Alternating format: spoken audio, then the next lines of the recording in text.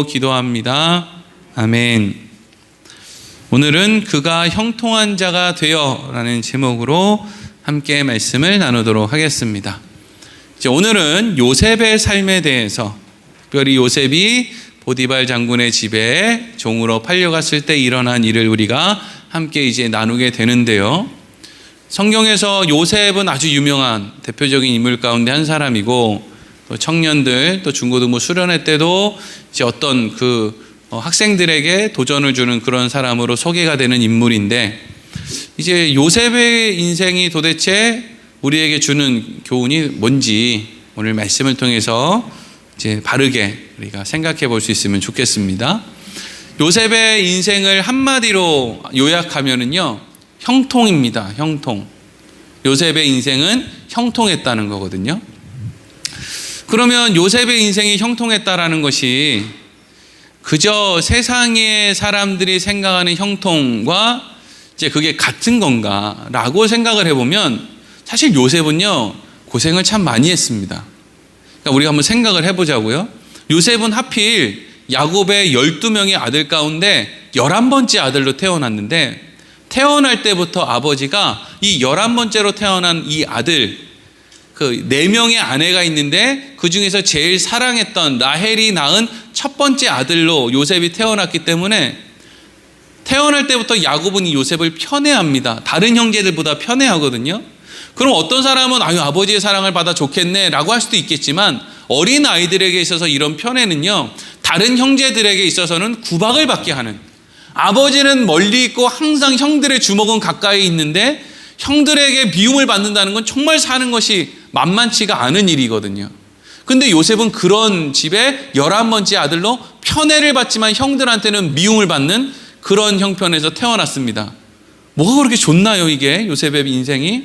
그리고 나서 요셉의 인생은 그냥 부잣집 도련님의 삶을 사는 게 아니라 치열한 삶이 이제 펼쳐지는 거죠.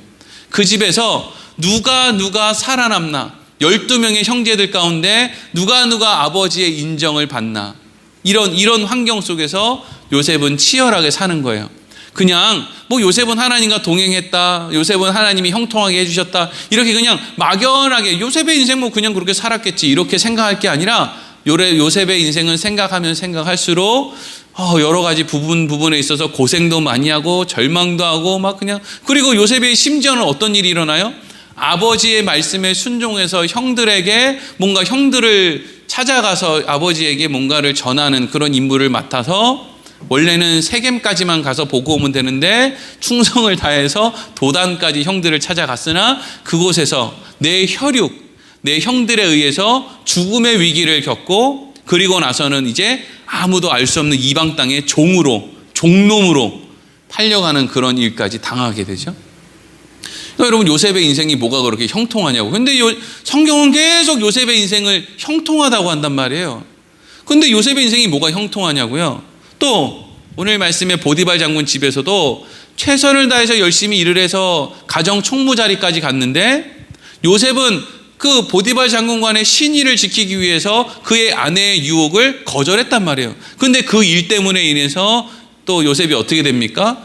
또 감옥에 갇히게 되고, 감옥에서도 충성을 다했으나 또 여러 가지 어려운 가운데 자기 소식을 또 이렇게 형편을 돌아보아 주겠다는 사람에게 있어서는 또 거절을 당하고 이런 삶을 이제 사는 거예요. 그러니까 여러분, 국어사전에서 형통이라는 말은 뭔가 걱정이나 문제될 것이 없는 상태, 이걸 형통이라고 하거든요. 근데 요셉의 인생은 가만히 보면 문제될 것이 없는 인생이 아니라 문제투성이의 인생이고, 한 단계 넘어가면 또 다른 단계의 어려움이 찾아오고, 요 모퉁이 돌면 편안하게 숨 좀 쉬나 했더니 모퉁이 도니까 사자가 기다리고 있고, 이런 인생이 요셉의 인생이란 말이죠. 그러니까 이걸 그냥 단순히 요셉의 인생은 형통했어, 요셉은 하나님 믿고 형통했으니까 여러분도 하나님 믿고 형통하세요, 그러면 여러분들 애굽의 총리 됩니다, 이런 식으로 그냥 욕망을 자극하는 식으로 말씀을 나누기에는 요셉의 인생이 너무 험난했단 말이에요. 그러면 요셉의 인생에 형통했다라고 하는 말은 도대체 뭐냐? 오늘 2절 말씀 한번 읽어보겠습니다. 2절 시작. 여호와께서 요셉과 함께 하심으로 그가 형통한 자가 되어 그의 주인 애굽 사람의 집에 있으니. 아멘. 자, 여기서 우리가 또 생각을 해봐야 됩니다. 항상 설교 시간에는, 설교를 들을 때는 생각을 좀 하셔야 돼요. 생각을 안 하시고 뭔 소리야 이러고 있으면 졸립습니다. 그러니까 생각을 해야 돼요. 드라마를 볼 때도 저 남자가 저 여자랑 뭐 한다고 지금 저기서 차를 먹고 있나? 저 사람의 아들은 누구고 저 사람의 뭐 숨겨진 딸은, 생각을 하여 봐야 드라마를 볼 때 졸음이 안 오지. 멍하게 드라마를 보고 있으면 그냥 졸립죠. 네, 드라마를 봐도 졸립습니다. 생각을 해야 돼요. 여기 말씀을 보면 하나님이 요셉과 함께 하셨다. 그래서 요셉이 형통한 자가 되었다라고 기록이 되어 있거든요. 그러면 이제 뭘 생각해 봐야 되느냐? 요셉은 그 전에 아버지의 집에 있을 때는 하나님과 함께 하지도 않고 하나님이 요셉에게 형통을 주지도 않다가 보디발 장군의 집에 왔을 때부터 하나님이 형통하게 하고 하나님이 함께 주신 건지, 아니면 애초에 아버지 집에 있을 때부터 요셉은 하나님과 함께하고 하나님이 요셉의 인생을 형통하게 해주셨는데 요셉이 그것을 미처 알지 못하고 있었던 건지, 우리가 이것에 대해서 생각을 해야 된다고요. 이게 왜 그러냐면 우리 인생도 마찬가지예요. 우리 인생에 문제가 찾아와서 우리가 하나님한테 간절히 기도해서 하나님에게 응답을 받았을 때만 우리 인생에 하나님이 함께 해주시고 하나님이 우리 인생을 형통하게 해주시는 건지, 아니면 우리가 하나님 앞에 문제가 없고 하나님을 특별히 찾지 않는 그냥 평소에 우리의 인생 가운데에도 하나님은 우리와 함께 해주시고 하나님을 우리의 인생 가운데 형통을 허락하여 주시는 건지, 이걸 잘 생각해 보아야 된다 하는 거죠. 여러분, 대부분의 사람들, 이게 뭐 기독교인도 그렇고 비기독교인도 그렇고요, 형통이라는 말을 들으면 이 형통의 의미를 어떻게 생각하느냐 하면 문제가 없는, 환경에 어려움이 없는 상태를 갖게 되는 것을 형통이라고 생각을 해요. 그래서 예를 들어서 이제 부부가 있는데 남편이 있고 아내가 있는데, 아내가 보통 이제 교회를 더 잘 가니까 아내가 교회를 갔는데 이제 남편이 보기에 아내에게 뭔가 문제가 생기면 이 남편들은 뭐라고 아내한테 뭐라고 하죠? 좀 이렇게 자극하는 말을 하느냐면, 야, 너는 열심히 교회 다니는데 왜 너의 인생은 그렇게 자꾸 꼬이냐? 이런 식의 말을 한단 말이에요. 이건 뭐 꼭 부부간에가 아니라도 예수 믿는 사람에게 예수 믿지 않는 사람들이 뭔가 문제가 생기면, 야, 너는 교회 다니고 예수 믿는데 왜 네 인생은 그렇게 어렵냐? 이런 이야기를 한단 말이죠. 그러니까 사람들은, 교회 다니는 사람들, 신앙생활 하는 사람들, 하나님에게 복받은 사람들의 인생은 형통해야 된다고 생각하는데, 그 형통이 아무런 문제가 없는, 걱정할 거리가 없는 상태에 내가 가게 되는 것을 의미한다 라고 생각한단 말이죠. 근데 여러분, 성경이 이야기하는 형통은요, 그런 게 아니라는 거예요. 요셉의 인생을 요약하면 그게 형통인데, 요셉의 인생이 문제가 없는, 걱정할 것이 없는 그런 삶이 얼마나 펼쳐졌겠어요? 그게 아니죠. 그러면 성경이 이야기하는 형통은 뭐냐면요, 이런 거예요. 문제가 더 이상 문제가 되지 않을 수 있는 실력을 갖게 되는 것, 이것을 성경은 형통이라고 합니다. 그래서 요셉의 인생이 형통했다라는 것은, 요셉이 보디발 장군 집에서 종살이를 하는데 그 종살이를 하면서 자신에게 주어지는 많은 어려움들이 있었는데 그 어려움이 되지를 않았다는 거예요. 그게 형통이죠. 그래서 그곳에서의 어려움이 되지 않았다라는 것의 정점이 뭐예요? 그가 그 집의 가정의 총무가 된 거예요. 그리고 그 다음에 옥에 갇히게 되는데 그 감옥 안에서도 요셉의 실력이 점점 자라서 더 이상 그 감옥에서의 삶이 요셉에게는 별 문제가 되지 않게 된 거죠. 여러분, 그런 요셉의 인생이 없으면 30세의 요셉이 애굽의 총리가 되는 것은 축복이 아니라 저주겠죠. 실력 없는 사람이 대통령이 된다? 실력 없는 사람이 또 교회 담임 목사가 된다? 여러분, 그 나라가, 그 교회가 뭐 어렵지 않겠습니까? 실력 없는 사람이 되면 어렵잖아요. 그러니까 요셉이 실력이 없는데, 그래서 왕의 꿈은 어떻게 하나님이 지혜를 주셔서 해석을 해줬는데, 그런데 그렇게 해서 그거에 대해서 어떻게 준비를 해야 될지, 곡간을 어떻게 지어서 7년 동안 창고에 들여놓고 나머지는 7년을 대비해야 된다라고 하는 그런 생각을 할 수가 없으면, 요셉의 인생은 그냥 나 총리 됐으니까 신난다, 야 놀자 이러면 그냥 7년 흉년이 왔을 때 요셉도 그냥 죽고 마는 것이죠. 그래서 오늘 말씀은 요셉의 인생에 찾아오는 형통은 하나님께서 요셉의 인생 가운데 믿음의 실력, 하나님과 함께 동행하는 실력, 또 어떤 환경, 문제를 이겨내는 실력을 하나님이 키워주시는 인생을 요셉이 살게 되는데, 그게 요셉의 인생의 형통이다 하는 거예요. 절대로 여러분, 여기서 잘 주의해서 들어야 되는 것은, 여러분 절대로 교회는요, 여러분들 기도 많이 해서 기도의 분량을 채우면 하나님이 여러분들의 욕망을 채워주십니다 라는 식의 메시지는 성경 어디에도 없습니다. 어떤 사람이 여러분들에게, 여러분 맨날 새벽 기도를 365일 나오면 365일 이후에는 여러분 자녀들이 좋은 대학 갈 겁니다 라고 하면 그 사람은 우상 숭배자입니다. 성경에는 그런 내용이 없습니다. 오히려 우리에게 그걸 얻어서 뭐 하려고 이렇게 되묻죠. 그 땅값 오르면 뭐 하려고, 네 자식이 좋은 대학 가면 뭐 하려고, 그래가지고 세상에서 떵떵거려서 뭐 하려고, 그게 너의 인생에 뭐가 유익인데, 눈을 떠라, 귀를 열어라. 그게 너의 인생에 뭐가 유익이냐. 네 자식이 세상에서 잘 나가면 그게 부모에게 뭐가 유익이냐. 여러분 자식 잘 나가봐야 그거 뭐 집구석이나 한번 들어옵니까? 명절날 얼굴 보기도 힘들지. 뭐가 유익이에요. 저 아는 목사님들도요, 자식 잘 키운다라고 그렇게 하는 분들, 지금 자식들 다 외국에 유학 보내고 유학 간 애들 잘 안 돌아오거든요. 그래서 맨날 집에서 부부끼리 애들 화상통화하면서 아이고 우리 애들 잘 있네, 어이구 우리 손주 많이 컸네. 이거 뭐 행복합니까 이거? 이런 바보 같은 짓을 지혜롭다고 자식 잘 키운다고 그러고 있는 거예요. 이게 답답한 일이죠. 그냥 저는요, 우리 애들 날마다 교육시켜서 니네는 무조건 부여에 살아야 된다.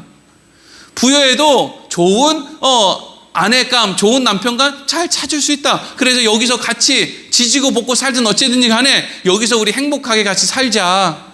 어차피 천국 가서부터가 우리 진짜 인생이지, 여기서 뭐 잘났게 대단하게 잘 살고 못 살고 그게 뭐 중요하냐. 우리끼리 어쨌든지 화목하게 사회적에 살자. 애들아, 제 마음이에요 이게.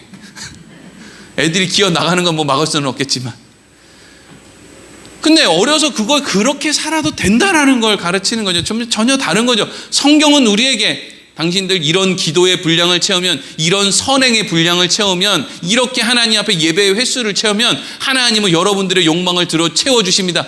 이런 식의 메시지를 우리에게 하지 않는다고요. 그런 걸 형통이라고 하지 않는단 말이죠. 정신을 차려야 됩니다, 여러분. 교회 헌금 많이 갖다 바치면, 거기다가 갖다 심으면 여러분들이 원하는 돈벼락을 하나님이 주실 것입니다 라고 하는 것은요, 하나님의 이름을 망령되이 일컫는 거예요. 하나님은 여러분들이 하나님에게 뭘 투자하면 뭘 주시고 투자하면 주지 않는 그런 분이 아닙니다. 그런 분을 어떻게 우리가 아버지라고 부르겠어요? 우리 아버지는 어떤 아버지예요? 우리 어머니는 어떤 어머니예요? 자식이 그렇게 속을 새기고 아버지 재산 다 갖다 팔아먹고 그리고 집에 와서 들어 누워 있으면 아버지가 뭐라고 합니까?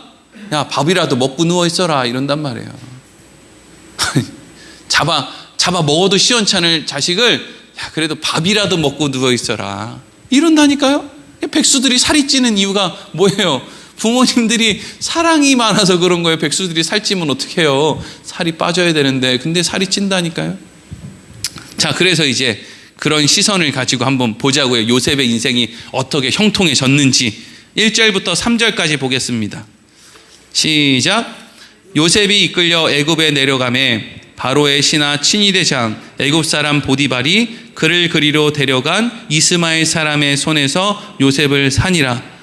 여호와께서 요셉과 함께 하심으로 그가 형통한 자가 되어 그의 주인 애굽 사람의 집에 있으니 그의 주인이 여호와께서 그와 함께 하심을 보며 또 여호와께서 그의 범사에 형통하게 하심을 보았더라. 아멘.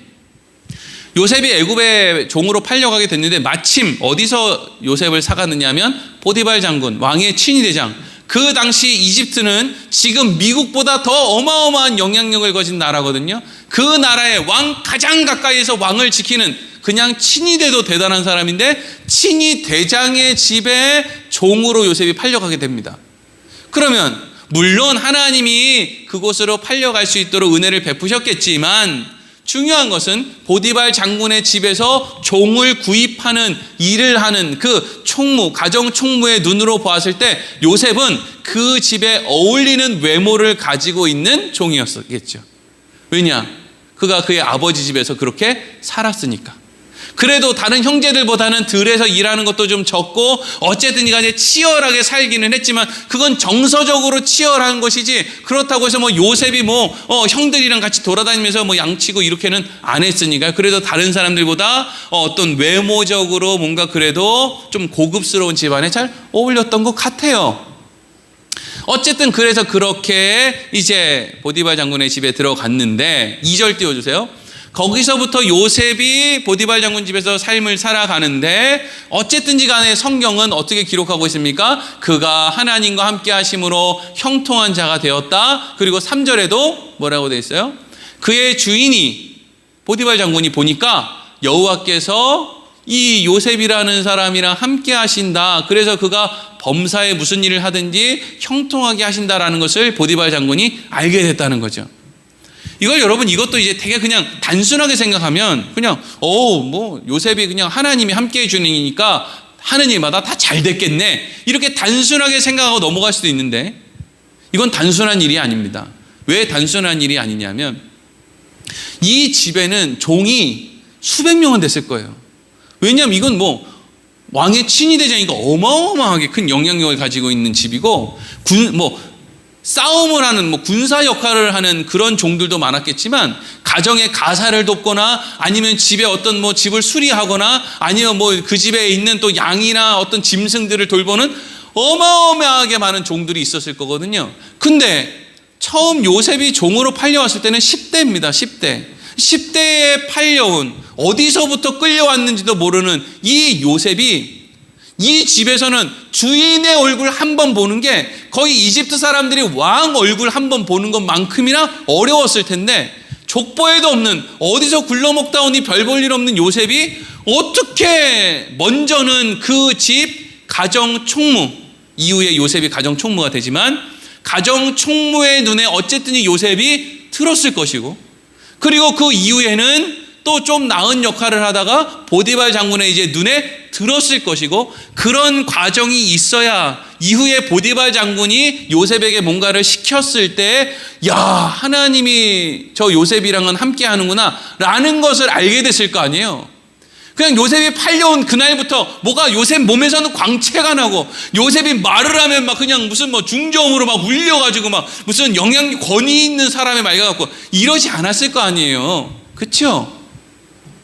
이런 상황을 설명을 하는 것은 그러니까 요셉의 인생이 그렇게 단순하지 않다라는 걸 지금 이야기하고 있는 거예요. 그러면 요셉은 그럼 어떻게?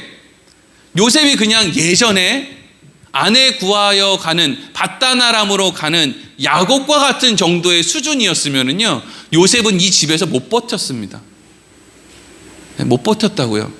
그러니까 그때는 하나님이 그 수백 킬로 수천 킬로 그냥 걸어가서 외삼촌 집에만 도착해도 되는 그 야곱에게는 베델에서 하나님이 찾아오셔서 직접적으로 말씀을 하시죠. 근데 요셉의 인생 가운데 하나님이 직접적으로 찾아오셔서 말씀하시는 장면이 없어요. 왜냐하면 요셉은 이미 그 환경을 이겨낼 수 있는 뭔가 실력이 있어요. 그럼 어디서 요셉에게는 그런 실력이 생겼겠습니까? 아버지 집에서 살 때. 그 집에서 요셉은 야 진짜 11번째 아들로 태어나서 형들 눈치 보면서 사는 거 진짜 힘들다. 아버지한테 인정받으려고 형들의 잘못을 고자질하고 여러분 형들 잘못 고자질하는 건 대단히 용기가 필요한 일입니다. 그리고 한 번 꿈 얘기를 했는데 그거에 대해서 형들이 막 욕을 하고 막 그냥 난리를 쳤는데 그 꿈 얘기를 다시 한번 형들과 아버지가 있는 데서 그 꿈 얘기를 하는 거는요 용기가 필요한 일이거든요. 보통 일 아니에요. 우왕청심원 하나 먹고 했을 거예요. 그냥 웃자고 얘기하면 그 정도로 심장이 벌렁벌렁거리는 일일 거거든요. 근데 요셉은 그 꿈 얘기를 2번에 걸쳐서 했고 형들의 잘못을 아버지한테 이야기를 한 거예요. 왜요? 그 안에 용기가 있는 거죠.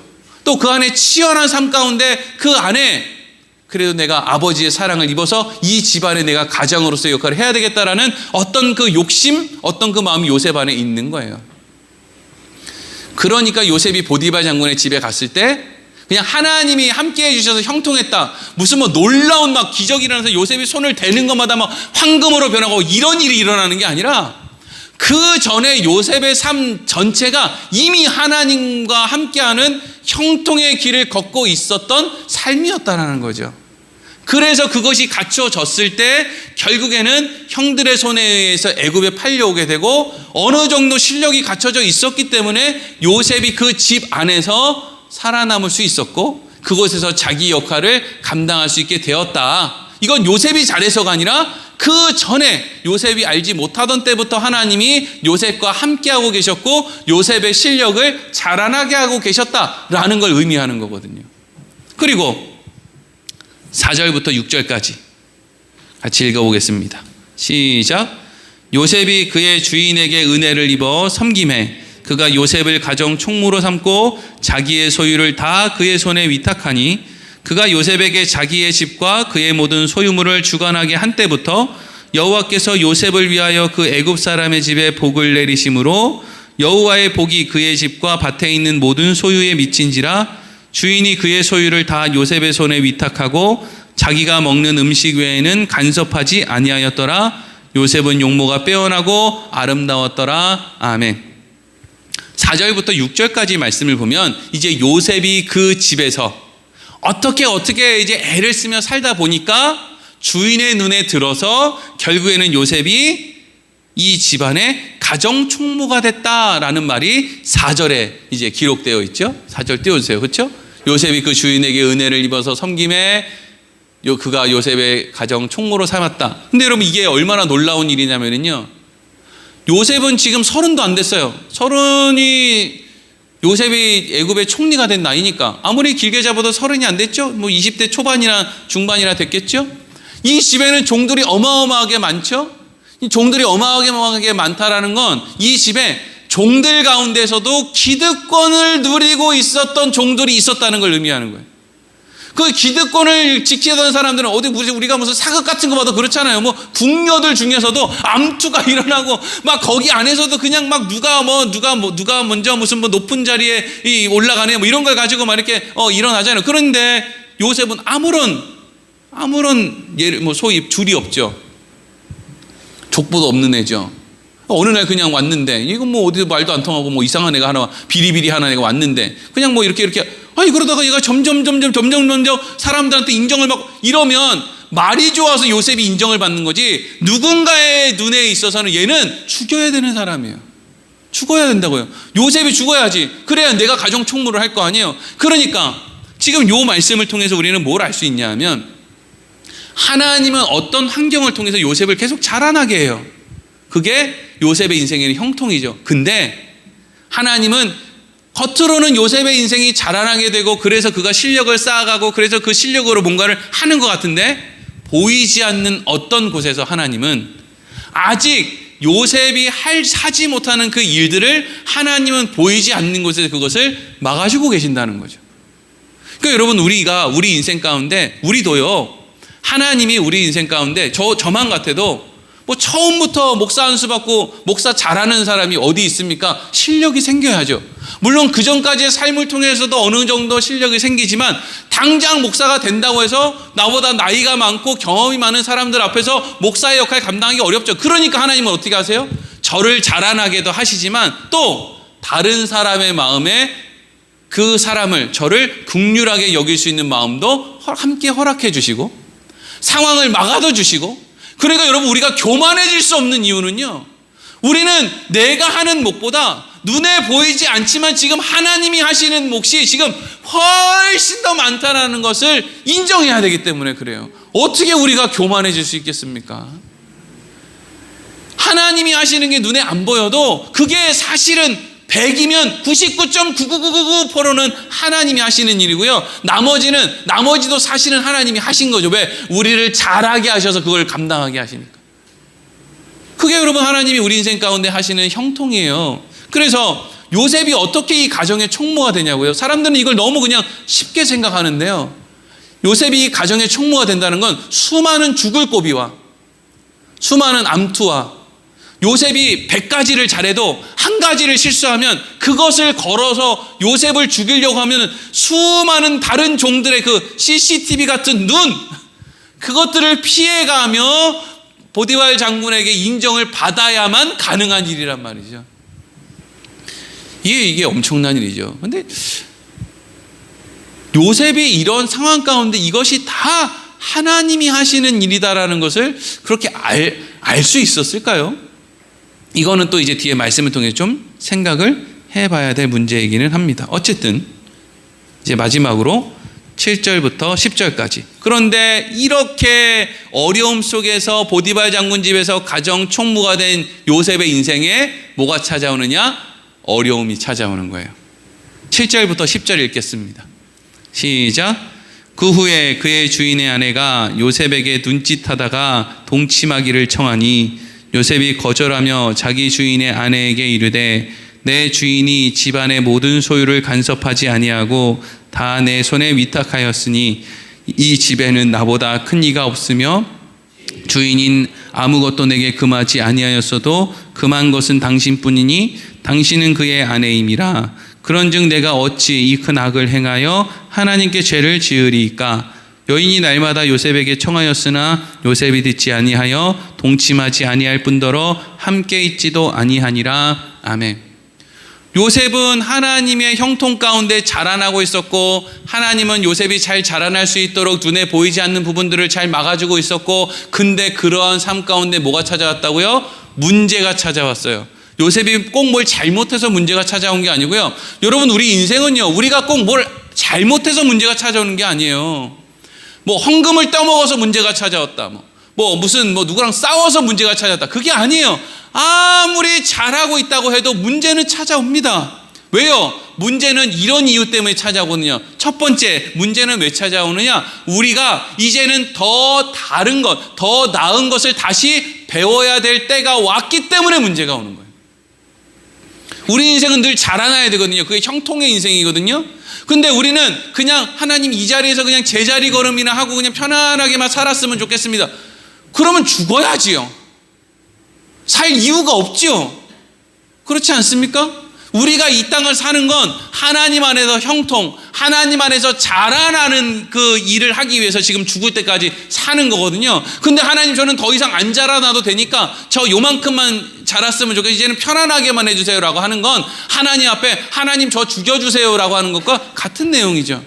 그러니까 문제가 찾아오는 건 우리 인생에 더 나은 어떤 것을 배우도록 하기 위해서 하나님이 문제를 주시는 것이고, 또 하나는 하나님이 우리 인생에 문제를 주시는 것은 요셉의 인생과 같은 경우에는 우리의 믿음의 수준을 점검하는 거예요. 점검한다고요. 하나님 시험 쳐요. 근데 요셉은 이날 시험에서 어떻게 합니까? 통과해요. 근데 놀라운 건 시험에 통과했는데 더 안 좋은 곳으로 가죠. 우리는 하나님이 내는 시험에 통과하면 하나님이 막 돈벼락이라도 줄 줄 알고 어디 대단한 청와대나 백악관이라도 갈 줄 알고 대단하잖아요. 근데 요셉은 가정 총무로 잘 살다가 감옥에 가죠. 그러니까 여러분, 그렇게 우리가 그냥 어려서부터 가지고 있는 그런 어떤 세상에서 주는 어떤 그런 상식이라고 하는 것을 가지고 하나님이 하시는 일을 바라보면은요, 우상숭배밖에 안 돼요. 하나님이 하시는 일은 성경을 통해서 하나님이 하는 방법을 통해 봐야 된다고요. 그래서 요셉이 충성하며 보디발 장군의 인정을 받으며 그곳에서 업적을 쌓으며 이렇게 했는데 요셉에게 문제가 찾아왔죠. 무슨 문제예요? 요셉이 너무 잘나서 생겨난 문제. 보디발 장군의 아내가, 그러니까 요셉이 얼마나 잘났으면은요, 보디발 장군의 아내면은 그 정도 되면 왕의 친위 대장의 아내가 될 정도면 이 사람도 대단한 권세 있는 집의 여인일 거란 말이에요. 근데 그 대단한 집의 여인의 눈에 요셉이 멋있어 보인 거죠. 매력 있어 보였다는 거잖아요. 생긴 것도 물론 매력 있었겠지만 하는 일이 다 잘 되고 지혜롭고 막 이런 게 너무 멋있는 거예요. 그래서 10절 말씀을 보니까 아니 이 여자가 정말 자존심도 없나? 10절에 뭐라고 돼 있어요? 여인이 날마다 돼, 날마다. 야, 진짜 여자가 이렇게 자존심이 없어가지고 이러니까 요셉이 매력을 못 느낀 거 아니에요? 이건 뭐 우리가 웃자고 한 얘기지만 어쩌면 이놈의 아줌마가 이렇게 날마다 사람을 괴롭게 해, 날마다. 아니 좀 이렇게 한 일주일이라도 텀을 두고 하든지 아니면 뭐 이렇게 좀 정기적으로 하든지 아주 그냥 요셉을 아주 못 살리고 오는 거예요. 근데 여러분 요셉이 결국에는 이 유혹을 어떻게 했다는 거예요? 반응하지 않고 떨쳐냈다는 거죠. 이게 여러분 기적입니다. 뭐가 기적이냐면요, 인간은 이걸 만들어낼 수가 없어요. 이걸 만들어낼 수 없다는 게 뭐냐면, 여러분 예수님이 베드로가 예수님이 무리를 걸을 때 예수님 저도 무리를 좀 걷게 해주세요 라고 했을 때 예수님이 그래 무리를 걸어라 이래서 이렇게 걸었잖아요. 그런 것만 여러분 비상식적인 그걸 기적이라고 하는 게 아니고요, 요셉이 지금 그 보디발 장군의 아내의 유혹을 떨쳐낸 것, 이것이요 기적입니다. 왜 기적이냐면요, 원래 20대 초반의 청년들은 그렇게 야릇한 유혹의 현장, 누구도 모를 것 같은, 그러니까 누구한테 들킬 것 같다 이게 아니고요, 누구한테도 발각되지 않을 것 같은 상황, 처음 보는 그 대단한 어떤 뭐 미모, 유혹, 이거 못 이깁니다. 남자들 그거 못 이겨요. 그냥 못 이기는 게 자연의 순리고 이기는 게 이게 좀 이상하다고 봐야 되는 거예요. 근데 일단 그걸 이겼죠. 그것도 대단한 일인데, 근데 그거보다 더 큰 기적이 뭔지 아십니까? 요셉은 바보 멍청이가 아니죠. 이 여인의 유혹, 이 여인의 요청을 받아들이지 않으면 본인에게 불이익이 있을 거라는 걸 모르지 않습니다.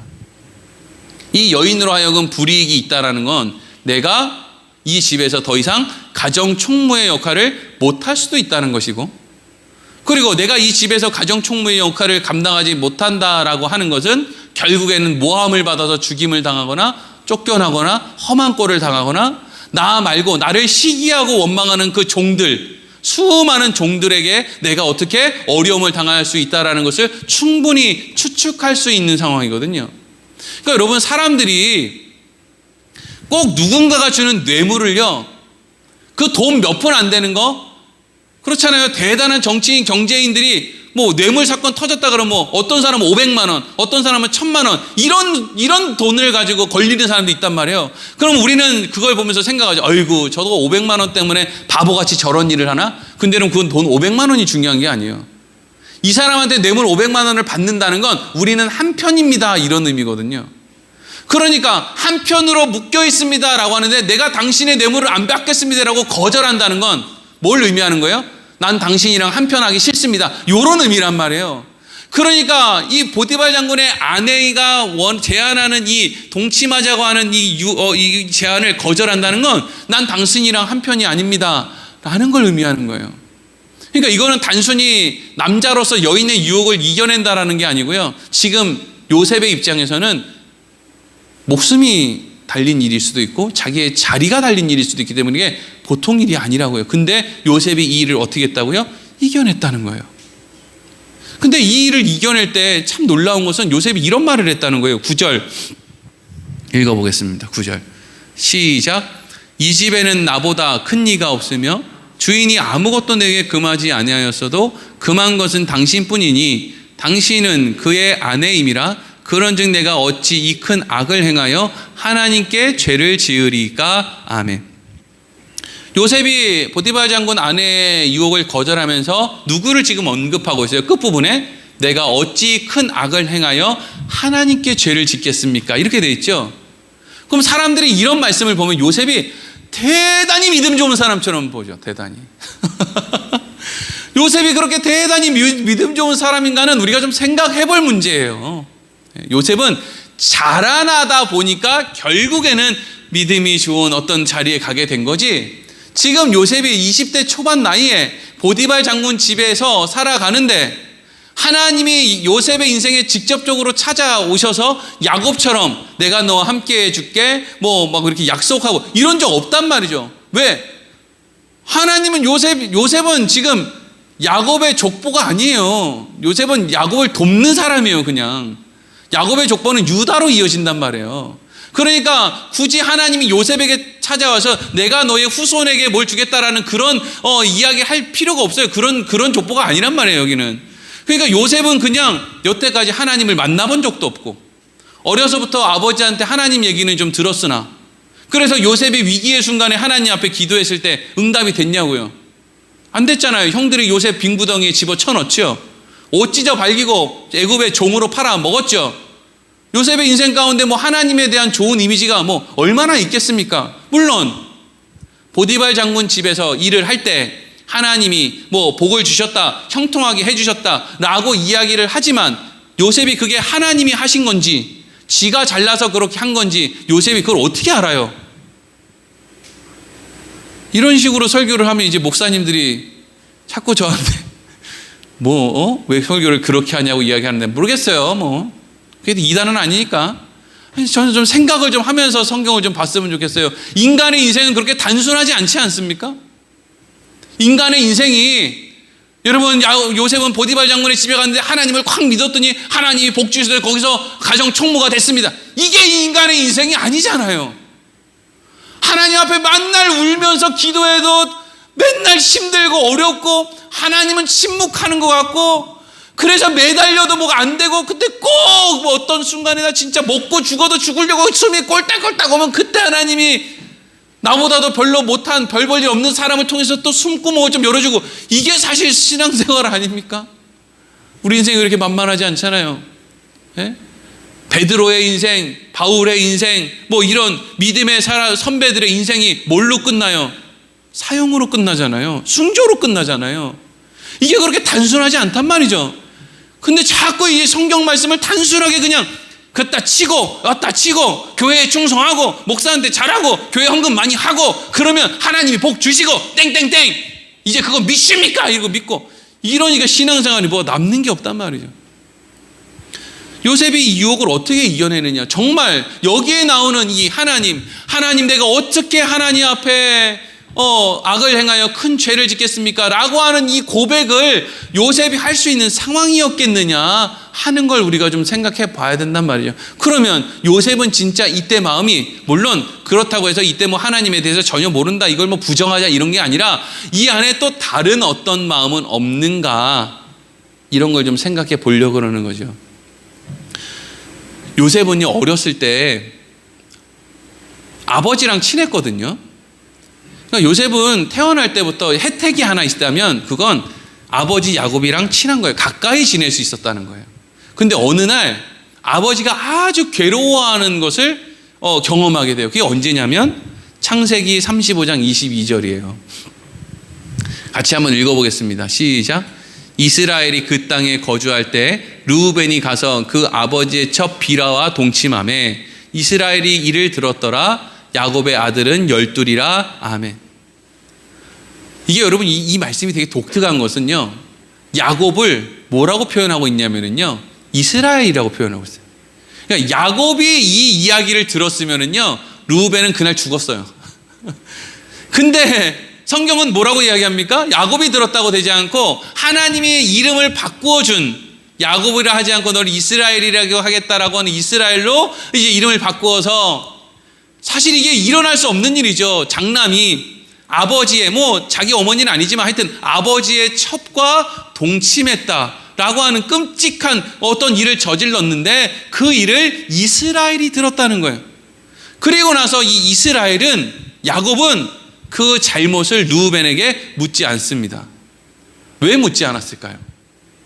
어떤 사람들은 이걸 잘못을 물으면 지금 이 가정의 실질적인 힘을 행사하는 것이 레아의 자식들, 르우벤, 시므온, 레위, 유다 이 아들들인데 르우벤의 잘못을 물으면 르우벤을 죽여야 되는데 그러면 이거 힘을 잃어버릴까 봐 이걸 묻지 않았다. 근데 그렇게 하려면요, 이 사실은 야곱이 들어야 됩니다. 그런 얄팍한 생각은요, 야곱이 보통 하거든요. 근데 성경이 누가 들었다고 돼 있어요? 이스라엘이 들었다고 돼 있거든요. 그러면 왜 이때 이스라엘은 르우벤의 잘못을 묻지 않았느냐? 아들이니까요. 아들이니까요, 여러분. 자식이 아무리 못나고 아무리 사고치고 아무리 그렇게 보여도 그래도 죽일 수는 없는 노릇이니까요. 그러지 않습니까? 내 자식이 연쇄살인을 하고 들어와도 나는 내 자식을 죽일 수는 없는 노릇 아닙니까? 그러니까 덮어야지.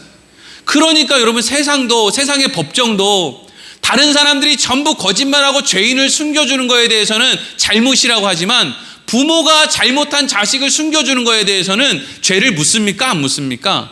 안 물어요. 그건 부모가 자식 숨겨주는 건 죄를 묻지 않습니다. 근데 괴로웠을까요? 안 괴로웠을까요? 이스라엘이 괴로웠겠죠. 그냥 이건 제 생각이에요. 뭐 다른 사람은 이렇게 설교하는 걸 들은 적이 없어요. 근데 이건 그냥 제 생각인데 여러분들도 한번 생각해 보시라고요. 어렸을 때 요셉은요, 아버지밖에 없어요. 뒤늦게 베냐민이 태어났지만 어쨌든 자라나면서 요셉은 치열하게 살며 마음 둘 만한 형제들이 없는 상황에서 요셉에게 있어서 가장 친한 친구이자 대화 상대이자 또 무슨 사랑을 나눠주는 사람, 이 사람은 아버지밖에 없어요. 그래서 요셉에게 있어서는 아버지가 그렇게 너무 좋은 그런 아버지인데 이 아버지가 어느 날 어떤 형의 잘못 때문에 괴로워하는 걸 요셉이 보는 거예요. 아버지가 울었겠죠. 저 같으면 울었을 것 같아요. 그런 죽일 수도 없고 속은 상하고 그걸 발설할 수도 없고 사람들은 수근수근대고 그런 상황 가운데서 야곱은 정말 괴로워하면서 울었을 것 같아요. 그리고 요셉은 분명히 아버지가 속상해하는 거, 눈물을 흘리는 거 그걸 가까이에서 지냈기 때문에 경험했을 거예요. 그게 여러분 요셉에게는 실력이 되는 거죠. 여러분 어렸을 때 아버지나 어머니가 자녀들을 데리고 새벽 기도나 아니면 교회에 나와서 예배를 드리는데 하나님의 말씀을 들으면서 눈물을 훔치고 하나님 앞에 회개를 하고 신앙생활을 바르게 하려는 그런 것들을 자녀들이 옆에서 본다라는 건 그 자녀들의 인생에 실력을 쌓아주는 거예요. 어떻게 실력이 되는지 아십니까? 요셉이 보디발 장군의 아내가 유혹을 하는데 그때 뭐가 생각이 나는 거예요? 내가 이 일을 했을 때 나한테 은혜를 베풀어준 때로는 친구처럼 때로는 아버지처럼 나에게 은혜를 주고 나를 사랑해주고 나와 함께 해준 그 보디발 장군의 눈에 옛날에 우리 아버지가 형 때문에 흘렸던 그 눈물, 그 절망, 그 엄청난 고통이 나한테 이렇게 잘해준 보디발 장군에게도 이런 얼굴이 펼쳐지겠구나 라고 하는 생각이 요셉한테 드니까 그게 힘의 원동력이 될 수 있는 거지. 이게 사실은 이게 못 이기는 거라니까요. 저는 사실 어렸을 때 거의 뭐 저희 어머니가 이제 돈을 벌러 밤에 일을 하는 데를 왜냐하면 이제 주일날 교회 나와야 되니까 보통 요즘 젊은 사람들은 주일날 교회 나오는 거를 별로 중요하게 생각 안 하기 때문에 뭐 방송으로 듣거나 뭐 다른 거 하면 되지 이렇게 생각하니까 그냥 이제 주일날 일하러 가버리고 뭐 수요일날 나온다든지 새벽에 나온다든지 이런 식으로 하지만 조금 전에 신앙생활 했던 우리의 어머니들 아버지들 세대는요 주일날 교회에 나오기 위해서 직장을 옮겼습니다. 저희 어머니도 어렸을 때 주일날 교회 나오는 거 그거 지키려고 밤에 9시에 출근해서 아침 9시까지 뭐 이렇게 갈비집에서 설거지하고 이런 일을 이제 하셨거든요. 그러니까 이제 문제는 뭐냐면 저도 집에 아버지가 있는 것도 아니고 저희 어머니는 돈 벌러 가고 그러니까 저 혼자 덜렁 있는 거예요. 누나들은 누나들 볼 일대로 이제 다 보고 살고 이제 제가 고등학교가 됐는데 내 세상이죠 뭐. 청소년이 보호자 없이 이리저리 그냥 내가 하고 싶은 대로 그렇게 살면 되잖아요. 게다가 제가 고등학교를 어디서 나왔느냐? 부산에서 제일 형편이 어렵고 제일 이러면 또 거기서 고발하지 않겠죠? 네? 얼마 전에 그 우리나라에서 수리남이라는 영화 그거 했는데 그 수리남에서 고발했잖아요. 우리나라 그렇게 마약 나라 아닌데 왜 그렇게 표현하냐고. 저도 하여튼 모르겠어요. 하여튼 저도 그래서 고등학교 그 영도라고 하는 부산의 그 섬에서 나왔는데 거기 애들이 거칠어요. 거칠고 하여튼 보통 어른들도 안 하는 그런 행동들을 막 해요. 이거는 거의 범죄자 집단처럼 그런 애들 무리들이 그냥 일반적인 우리 반 애들이 그래요. 거기서 물론 저도 어려서부터 너의 꿈이 뭐냐? 이러면 저는 장래 희망이 목사가 되는 게 희망입니다. 말은 그렇게 하죠. 말은 교회에서 누가 물어보면 말은 그렇게 하고 어머니가 있는 자리에서 누가 물어보면 말은 그렇게 해요. 근데 그러면 그렇게 어떤 뭐 준비를 하고 마음의 준비를 하는 아니에요. 그냥 개차반으로 살았습니다. 그냥 뭐 그럴 수밖에 없잖아요. 누가 보호자가 있어요? 뭐가 있어요? 성적표 확인하는 사람이 있어요? 뭐가 있어요? 그냥 저 마음대로 제 나름대로 살아요. 근데 그때 제가 친구 말을 들었겠습니까? 부모 말을 들었겠습니까? 근데 뭐가 실력이 돼서 그날 수능 시험 보는 그날 신학대학교 그 응시하고 면접 보는 그날 제가 그전 친구들이 야 오늘 거기 가지 말고 그냥 우리랑 놀자. 여기 밤에 하면 돈도 많이 벌고 우리 재미나게 살 수 있다. 너 우리랑 같이 하자. 이걸 그만 하고 원래 그거 그만 못하는 거거든요. 그만하고 난 면접 보러 가야 돼. 나 여기 그래 너네 재밌는 거 알아. 너무 재밌는 거 알고 너무 이거 하는 거 즐겁고 하는 거 아는데 나 근데 이거 멈춰야 돼. 그리고 나 여기 면접 보러 가야 돼. 이 힘의 원동력이 어디서 왔어요? 저희 어머니가 손가락 마디마디가 굽고 그럼에도 불구하고 신앙생활을 하려고 애를 쓰고 하는 그 장면이 나에게 실력이 됐다니까요. 그래서 제가 설교를 이렇게 준비할 수 있는 거예요. 그때 보디발 장군의 아내의 유혹을 하는 그때 아니 그 품에 달려들어가고도 싶고 더 거기에서 더 영향력을 누리고도 싶고 더 떵떵거리고 싶은 마음이 있죠. 근데 거기 가면 재밌는 거 충분히 아는데 근데 그 순간에 어머니 얼굴이 떠오르고 보디발 장군의 고통스러운 얼굴이 떠오르고 옛날에 아버지가 그렇게 고통스러워했던 그 아버지의 얼굴이 떠오르니 어찌 그곳으로 가겠냐 말이에요. 그게 하나님의 형통이라니까요. 아무것도 하지 않은데 바보 등신처럼 사는데 그냥 하나님이 기도 좀 했더니 세상에 돈이나 돈은 다 줘가지고 아무런 정신없는 애가 그냥 돈이 많아가지고 흥청망청하며 하나님이 나한테 형통을 주셨습니다. 이게 하나님의 형통이 아니고요. 그럼 바보 등신이나 만드는 게 하나님의 형통이 아니고요. 우리는 만들어낼 수 없는 그 자리에서 우리는 만들어낼 수 없는 그 선택의 기로에서 그 선택을 딱 하고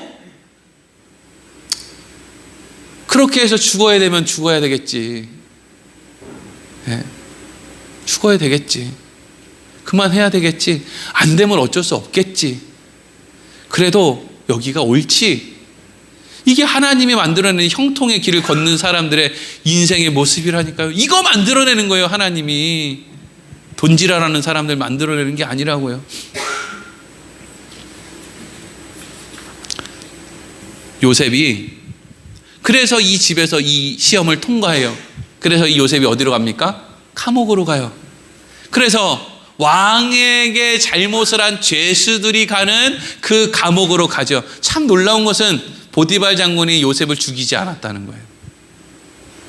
온갖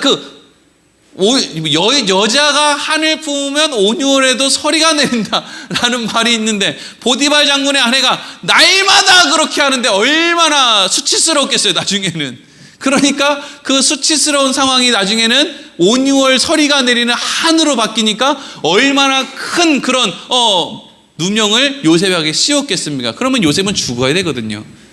근데 보디발 장군이 요셉을 죽이지 않고 왕의 죄수들을 가두는 그 감옥에 넣죠. 왜 왕의 죄수들을 가두는 감옥에 넣었을까요? 보디발 영향력이 그 안에까지 미치기 때문이겠죠. 일반 죄수들을 가두는 감옥이 아니라 왕의 죄수들을 가두는 감옥에 가두는 거죠. 그리고 그곳에서 요셉은 뭘 배울까요? 또 무슨 실력을 키울까요? 왜 왕의 죄수들을 갇히는 그곳에서 요셉은 살아야 될까요? 그곳에서 요셉은 배우는 거죠. 뭘요? 왕이 하나님이 아니라는 거. 왕의 죄수들이 모이는 곳에 모인 죄수들은요, 입만 열면 누구 욕할까요? 바로 이 새끼 이거. 내가 그렇게 잘할 때는 그렇게 좋아하더니 내가 그렇게 잘했는데 내가 빵도 주고 포도주도 주고 그랬는데 어느 날 갑자기 술 먹다가 내가 술 조금 잔에 설렸다고 나를 이렇게 오게 가다. 야, 왕 너무 믿지 마라. 맨날 그 얘기 할 거 아니에요. 왕의 죄수들을 가진 곳이니까 전부 그 이야기가. 그러니까 요셉은 맨날 이제 정신교육을 받는 거죠. 왕이 변덕쟁이구나. 왕 말 믿어서 안 되는구나. 이거 뭐 총리라고 해도 언제 어떻게 될지 모르는.